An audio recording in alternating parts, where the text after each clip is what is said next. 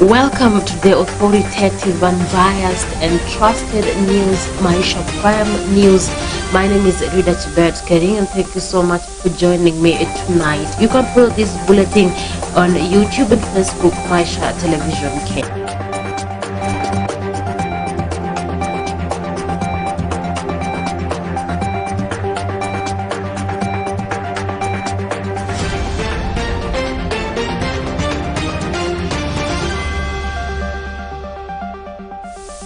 Welcome.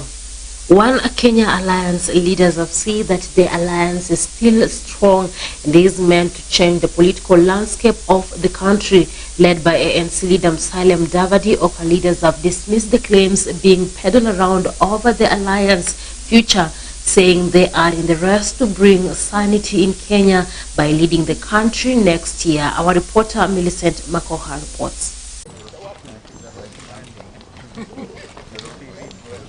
One Kenya Alliance co-principals Musalia Mudavadi and Moses Wetangula have dismissed claims that Deputy President William Ruto is courting them in the hopes of forming a coalition agreement ahead of the August polls. The issue of KANU being in Jubilee coalition is for this government. For the next government, what we're working for is KANU will be in Oka. The Oka principals will proceed on a retreat to consider recommendations from the technical team. Speaking in Nairobi on Wednesday, ANC leader Musalia Mudavadi insisted that he was constitutionally free to converse with any politician, but clarified that neither DP Ruto nor his camp have approached him, contrary to what is being purported by the media. I've been more in the media lately for what I have not said, rather than for what I have said. But let me say this. I shall always defend the constitutional right of every Kenyan when it comes to the freedom of association. As far as I'm concerned, I am free to meet everybody, and if I meet that person, I will not shy away from telling Kenyans I have met Mr. So-and-so or Mrs. So-and-so or Madam So-and-so. So let Kenyans know that I will speak to them freely, without fear, without intimidation, and in the open. And I want Kenyans to guard their constitutional right appropriately. The freedom of association should not become a political ventilator for the people of Kenya. When I meet anybody, I will tell you. I will not make it a secret meeting. It will be obvious. I will meet with whoever I want to meet, and I'll make it public. No formal invitation has come to me yet.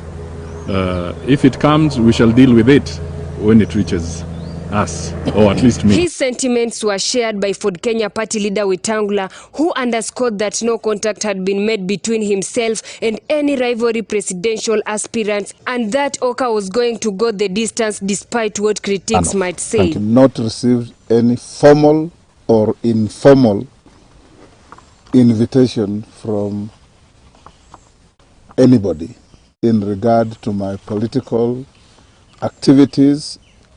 I am a member of Oka. The duo consequently rebuffed reports from rival politicians who have recently gone on record to claim that Oka's main intention of vying for the presidency in August was solely to force a runoff. When you go to an election, you go to an election to seek the people's views and mandate for you to serve them. All right? We do not go to an election because we want to create a runoff. Surely, that would be the most flimsy reason to go into an election. I want to urge you, the media, not to engage in shaping opinion that there's a two-horse race and Oka is coming in to force a runoff. There is nobody in their right frame of mind that will join a race to precipitate a situation. We only have joined the race to win. and that is what it should be. The issue of KANU being in Jubilee coalition is for this government. For the next government, what we're working for is KANU will be in office. Speculation on Mudavadi's and Wetangula's political future were put in the spotlight after Deputy President William Ruto's surprise appearance on the Cleophas Malala tournament in Bungoma on the New Year's Eve, where he labeled Oka co-principal as the only loyal leaders he can work with to form the next government. Waswahili wanasema umoja ni nini? Umoja ni nini? Reporting for Maisha Prime News, Maisha Television, I'm Millicent Makoha. And now let's shift to the parliament, where MPs had a special sitting concerning the Political Parties Amendment Bill 2021. Chaos erupted in the National Assembly after members of parliament opposed to the Political Parties Amendment Bill 2021 disrupted the session and roughed up the majority leader Amos Kimunya. The sitting was not so different as of the previous one held last week, as it was marred with chaos and name-calling. Antonio Sundwa with more. Leader of majority to be protected to move his amendment. MPs allied to Deputy President William Ruto have lost an attempt to remove a clause spelling the time frame for entering a coalition agreement. Order members. As I said, we will not use this house for politics. The results as displayed in the screen is the yes have 104 and the nays have 200. Order. Forces behind President Uhuru Kenyatta and ODM leader Raila Odinga marshaled 128 MPs against 104 to defeat a proposed amendment by Garissa MP Aden Duale. I announce the results that the yes have 1 over votes, which is giving us 44.83%, and the nays have 128, giving us 55.17%. So total, the nays have it.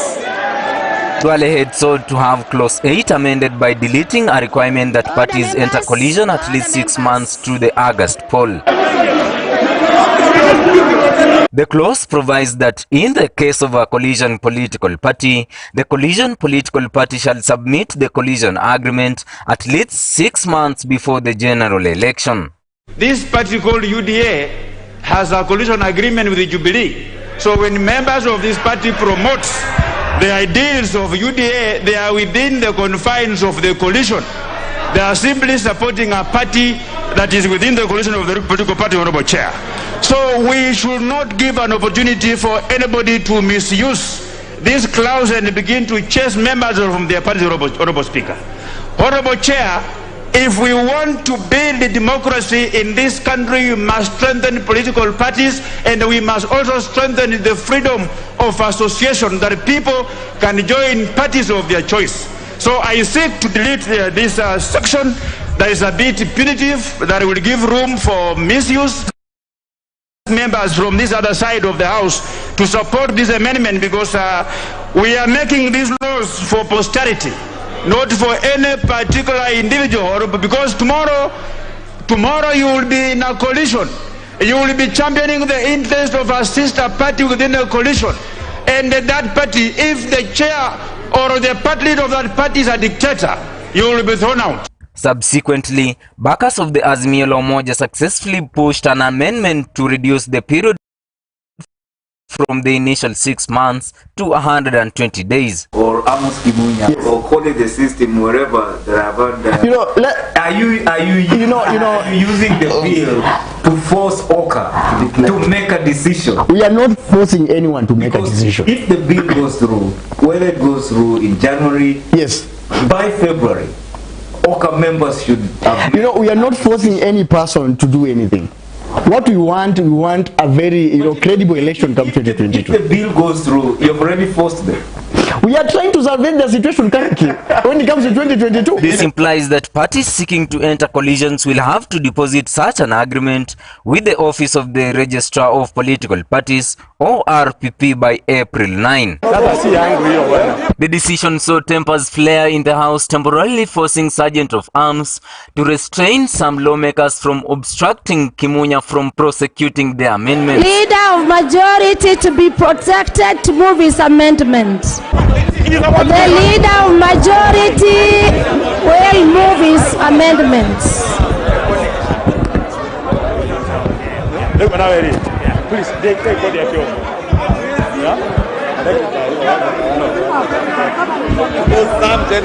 The leader of majority to move his proposed amendment.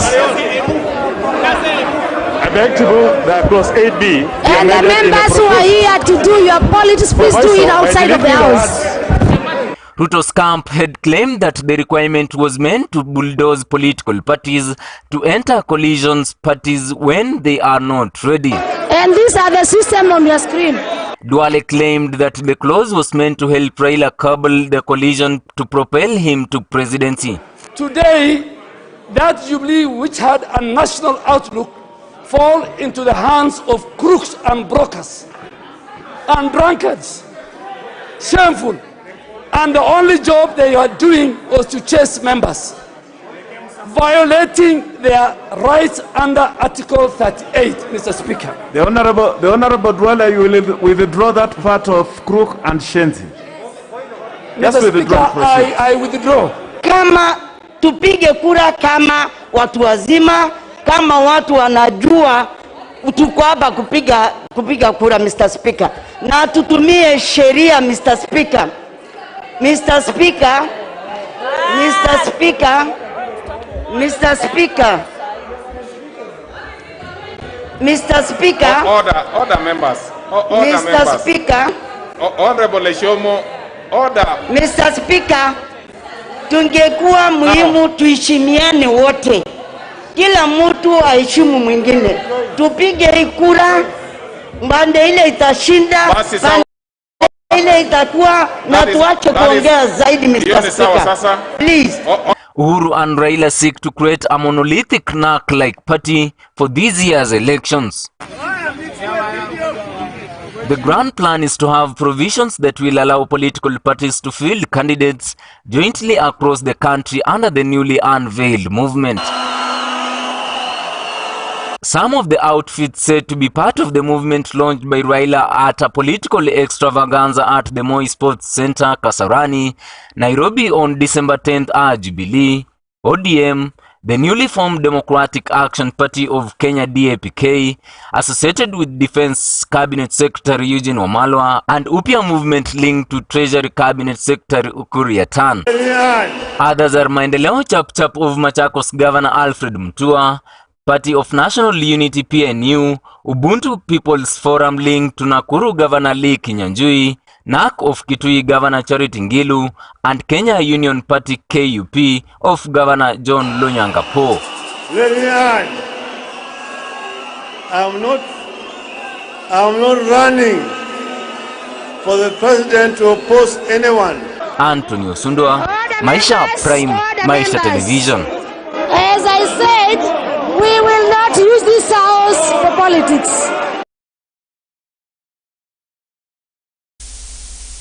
Deputy President William Ruto was hit out at his political rival ODM leader Raila Odinga, arguing that he is the best man fit for the country's top job. Speaking to residents of Busia County on Wednesday during his campaigns, Ruto said that he will not bow down to the narrative that deep state will decide on who becomes the country's next president, stating that he is better than his contenders. He assured voters that they are the ones who have the final say on who becomes the fifth president. He claimed there is a group of 50 wealthy individuals who are planning to decide the fate of the political leadership in 2022. Kila mmoja wetu hapa, hawa watu wa tarumbeta, tafadhali ngojeni na hii tarumbeta yenu. Hii tarumbeta nilikuwa nasikia itapigwa wakati tunaenda mbinguni. Kwani tunaenda mbinguni leo? Nyinyi ngojeni watu wa tarumbeta.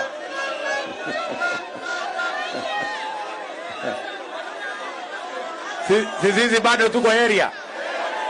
Si mbinguni bado tutaenda baadaye. Si ndio? Sasa nyinyi watu wa tarumbeta ngojeni, hatuendi mbinguni leo. Sawa sawa. Nasema kabla ya mwisho wa mwaka huu kila mmoja wetu atapata bima ya afya ya NHIF. Na yule mtu hana uwezo wa kulipa, serikali ya Kenya itamulipia. Ndio kila mmoja wetu aweze kwenda hospitalini, apate matibabu na asiitishwe pesa yoyote. Kila mtu aende nyumbani baada ya matibabu. Tumekubaliana? Wahurire. Munanielewa? Ya mwisho, mimi nataka niwaulize watu wa Busia. Sawa sawa. Si mulisikia wale walikuwa wanasema ati William Ruto hawezi kufika kwa debe? Si mwaka wa debe ni mwaka huu. Si mimi niko hapa. Sasa wamelete porojo ingine. Wanasema ati Ruto atashinda. Lakini kitu inaitwa deep state na system ati watanyang'anya mimi kura. Mimi nauliza nyinyi watu wa Busia, mkiniona mimi ni mtu ya kunyang'anywa kura kweli? Nyinyi mkiniona mimi ni mtu ya kunyang'anywa kura? Hawa watu watajua hawajui. Mimi nauliza nyinyi, si mimi nikisimama hapa mimi ndio deputy president wa Kenya? Kwani iko system mimi sijui? Kwani iko deep state mimi sijui? Mimi nauliza nyinyi, si tulishindana na hawa watu pale Msambweni? Si tuliwashinda? Si tulishindana na wao pale Juja? Si tuliwashinda? Si tulishindana na wao Kiambaa? Si tuliwashinda? Tarehe 9 mwezi wa 8 tutawashinda asubuhi na mapema, na hakuna kitu watafanya. They will do nothing. Nyinyi mnanielewa? Hakuna kitu watafanya. Hii Kenya si ya. And a host of UDA leaders have defended Deputy President William Ruto amid claims that he has neglected his Rift Valley backyard in his countrywide campaigns for 2022 while endorsing him for the office. North Rift region leaders have maintained that the Deputy President has their blessings in his endeavors to succeed President Uhuru Kenyatta in this year's elections. In the same breath, the UDA leaders have called for peace as the general election approaches, reiterating the need to let the people decide leaders of choice in a free and fair election. Let's have a look. Tukiwa kabila sote hapa kaunti yetu ya Uasin Gishu tunampenda na tunajua kasi yake. Ndio maana tunasema hatuna tamaa na yeye awe hapa, hatuna kiu na yeye awe hapa. Tunataka aende atafutie nchi hii uongozi, sababu tunajua uongozi yake. Hii Kenya kila mtu anafaa kuishi penye ako. Kila mtu anafaa kuishi pembe zote za Kenya na anafaa kufanya biashara yake, kufanya kazi yake, bora uko na kitambulisho ya Kenya. Haitakani ifike wakati mwingine yenye mtu unasafikiria ati siwezi enda Kiambu, siwezi enda Eldoret, siwezi fanya biashara Kisumu, siwezi. Tunataka tutoe hiyo kabila. Sisi kama viongozi wa North Rift tunasema tunaunga mkono naibu wa rais akuwe rais. Si kwa sababu ati anatoka kwa sehemu hii, lakini kwa sababu tunaona ana nia, ana mpango na ako na track record ambaye tunaweza ongea sisi hasa kama watu ya Uasin Gishu kuanzia wakati akiwa mbunge, that the elections for this year will be peaceful. We are a party that believes in cohesion. We are a party that believes it is only the citizens of Kenya who will elect the leaders of their choice. Na kwa hivyo tunataka kuomba all our competitors that let us all agree that we do a peaceful campaign and allow the people of Kenya to elect their candidates of choice. And moving on, the Deputy Minority Leader of the Senate, Stewart Madzayo, has assured Kenyans that the upper house will pass the political parties amendment bill 2021 peacefully. Mazayo, who is the Kilifi County Senator, said the Senate consists of mature leaders who will debate the bill maturely without any chaos, as witnessed in the National Assembly on Wednesday.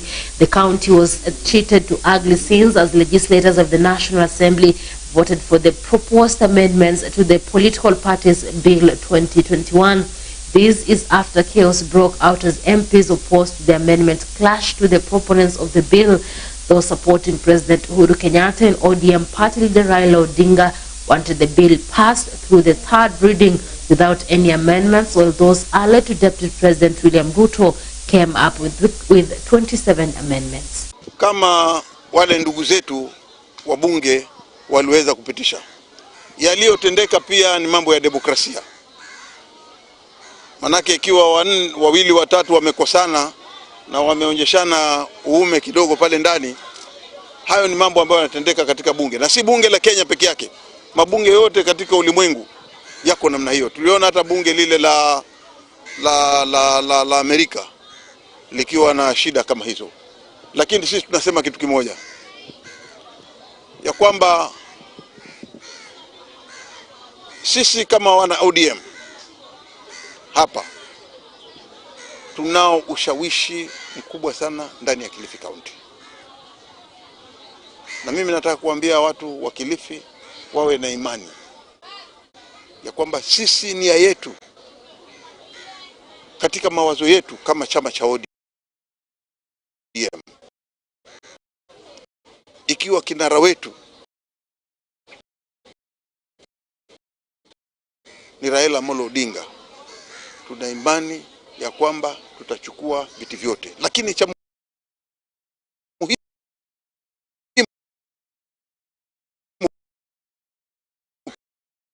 pia ni kwamba ile bill walivyofanya zile amendments na wakazipitisha, sasa zikiwa zinaelekea katika bunge la Senate, ni kwamba mnajua lile bunge la Senate liko na watu ambao wamebobea kisheria, na ni kwamba tutakaa chini, tutajadiliana, na niko na imani kubwa ya kwamba pia sisi ndani ya lile bunge la Senate tutaweza kupitisha hiyo mswada huo bila wasiwasi. Lakini hatutakuwa na mtafarakano kama vile ulikuwa ndani ya bunge la lile letu la kitaifa. Sisi ni watu machua na ni watu ambao tuko na akili za kutosha. Debate yetu mnaiona kila siku iko very mature, na kama mnavyoelewa kwamba Senate is the upper house, basi sisi tutaenda na direction kama hiyo, na tutaonyesha mwelekeo pale wa Kenya wataenda. Police in Thika East have launched investigations into an incident where 4 children were allegedly abducted from their homes in Gatwanyaga area by unknown people. The 4 children have stated that they were put in a small room where other 3 children were being held hostage. According to the guardian of 2 of the children, Catherine Karongo, the children went missing from 3 p.m. on Tuesday, 4th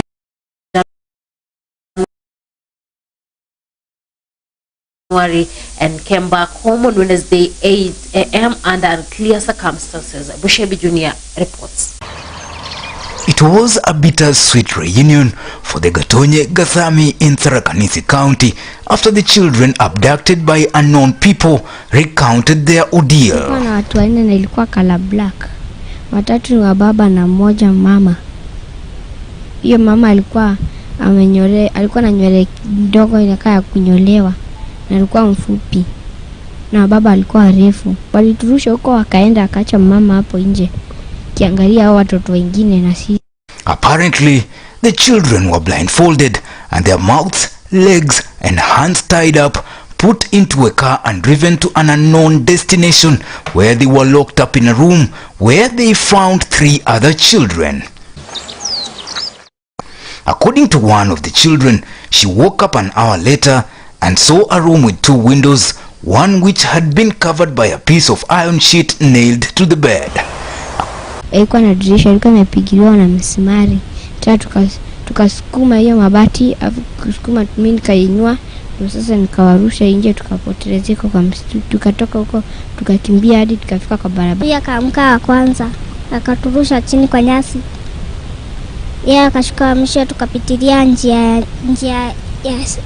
ya msituni, tukaenda tukatokelezea kwa barabara, ndio sasa tukaona shushu. According to The Guardian, to 2 other children, Catherine Karongo, said they reported the matter to the police and together with the community members began to search for the 4 missing children, but in vain.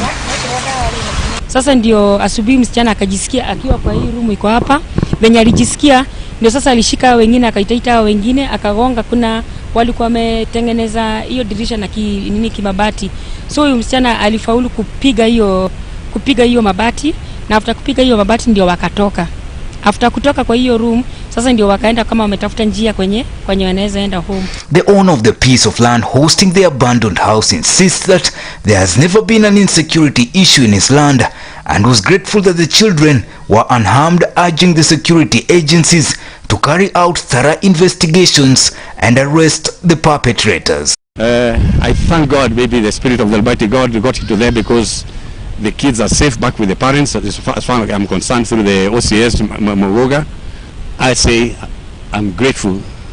The parents and the kids are united. Tharaka Nithi East Police Commander says the investigations are underway and that no stone will be left unturned in the matter. He called upon the parents to be more vigilant about the safety of their children.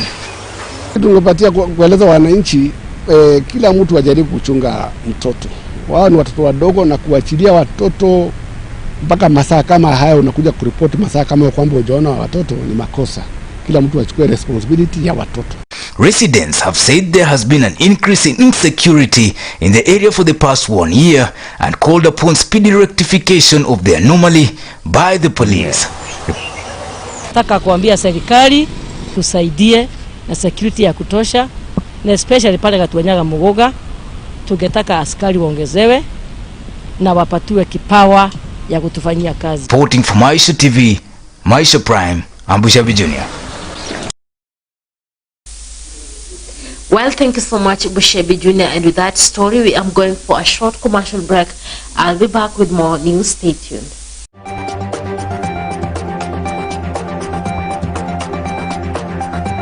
Never before has the TV station focused on building, highlighting and pushing for better education. This is exclusive only to Maisha TV. From the borders of Busia to the borders of Namanga, from the developing Kakamega County. We managed to take 39 students in the university. To the fast growing Bungoma County. Sisi tumeweka target ya 7.1. From the capital of Nairobi to the epitome of Nandi. We offer hairdressing, physiotherapy as a course. From the basket of the country Trans Nzoia to the greenlands of Vihiga, even the lowland of Siaya to the home of champions Eldoret.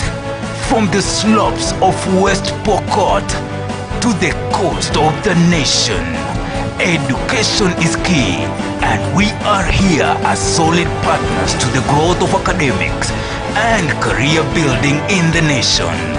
It is all here on your fastest growing TV station, Maisha TV, where you choose it, watch it, and love it.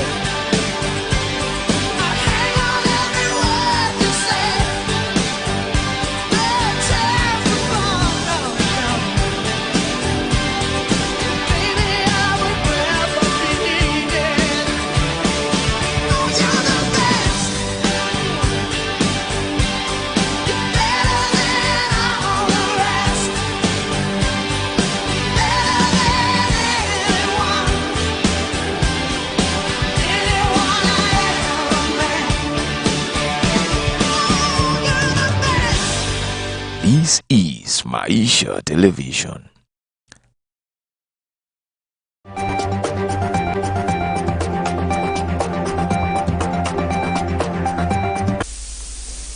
Welcome back, and moving on. Business at the Kenya-Uganda border of Malaba has been paralyzed after truck drivers protest over mandatory COVID-19 test at the border.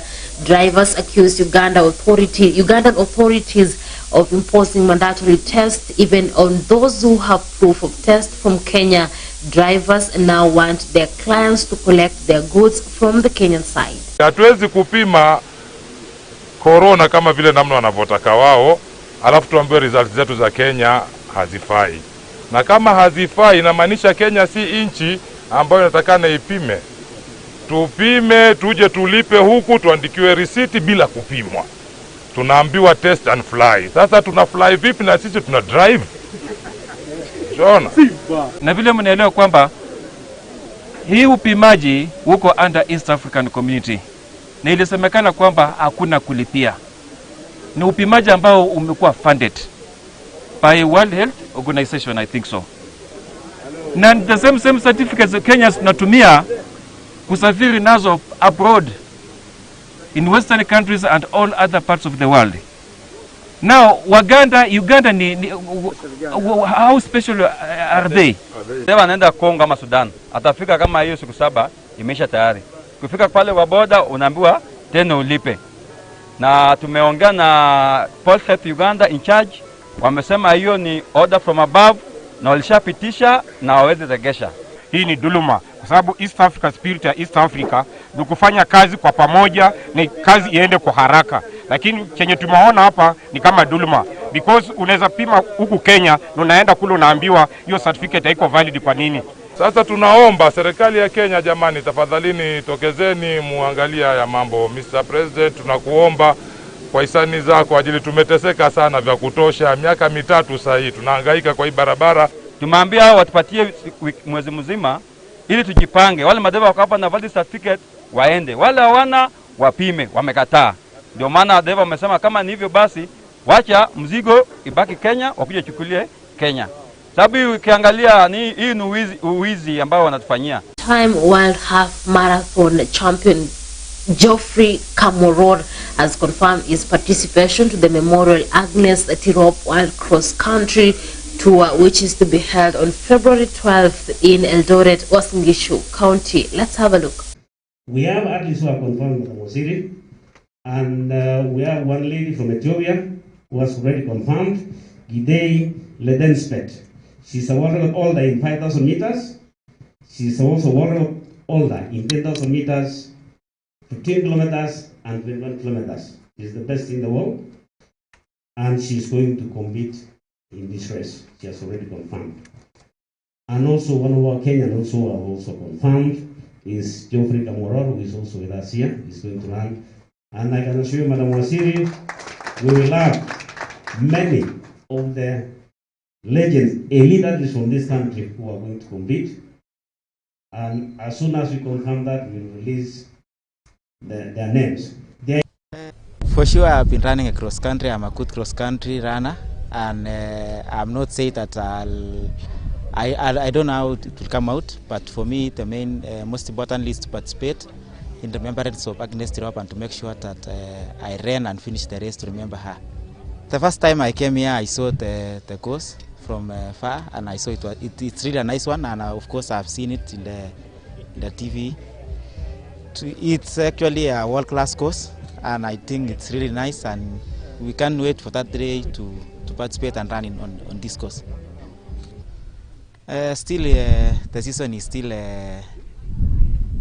we don't have any plans yet because we are still at the start of the season. But with such cross countries coming up, I think it's part of preparation towards the coming of the major events. And now let's have a look at our today's education segment.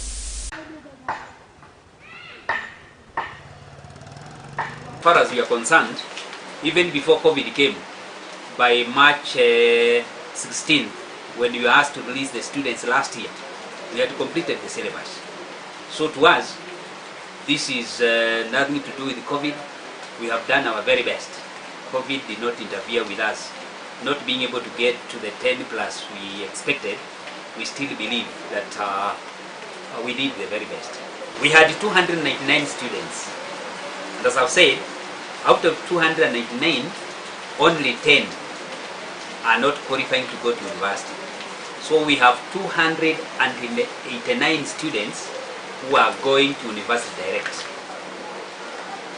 A disadvantaged child called Saka Graham Nyakoe, he got an A despite his disability. I want to thank the parents for their support, the students themselves, the candidates for working very hard, the teachers for their extra commitment, and God for showing us His. Still on that, let's have a look at our special feature, My Hustle, My Life, My Story by Anthony Osundwa.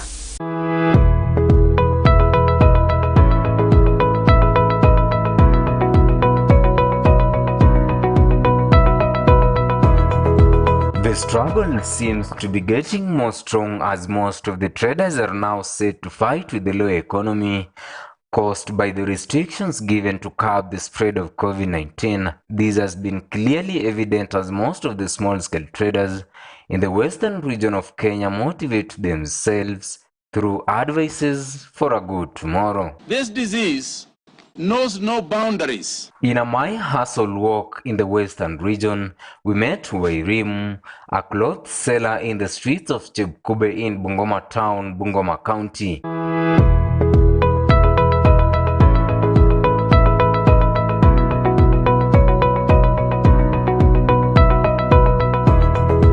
Nancy Wairimu. Mimi nauza manguo Chebkube. Nilianza mwaka wa 2019. She narrates on how the journey of small-scale traders is at times rough, but the struggle they go through means they are doing whatever they can to create a good future. Biashara nilianzia kwa barabara, sasa sijui mahali pengine, najua tu barabara. Hii ndio nalisha watoto wangu, ninasomesha. Enyewe biashara juu na challenge, nimeanguka mara kama 3 ama 4. Na nachaguanga kwa viongozi kila wakati, lakini hakuna msaada napatanga. Nikianguka nijitetea mimi mwenyewe. She pleads with the county and national government to at least introduce trader loans that can help boost their businesses whenever they are down. Wangekuwa wako wanatupea takaloni kadogo tu kutoka kwa serikali, tunainua biashara zetu, ingekuwa afadhali. Kwa sababu mizigo zilienda juzi, tunafunguanga hizo base na customer wakakuwa wachache, watu wana pesa. Imetuadhiri tu kabisa, tumekuwa mpaka stock. Tumemaliza. Tuko tu tunangoja serikali na wanataka tuwachague. Mimi kile ningeomba wangekuwa nasaidia wanabiashara, wangekuwa nawapea loans kidogo kidogo. Tunainua biashara zetu. Kwa sababu sasa venye mtu ameanguka hivi na mtu akuja kupromote hata na 10,000, unainua biashara yako na unaendelea. Ungeanguka, county government itusikie, itusaidie. National government. She also urges other small-scale traders to keep on persevering as this situation will one day be off. Ni kuvumilia tu, hakuna lingine. Tunavumilia tu hiyo kidogo yenye unapata. Ukipata ukikosa. Anthony Osundwa, Maisha Prime, Maisha Television. Well, much appreciation for that special feature, and that's all you had for Maisha Prime News. My name is Rida Chebet Kering. Enjoy your night.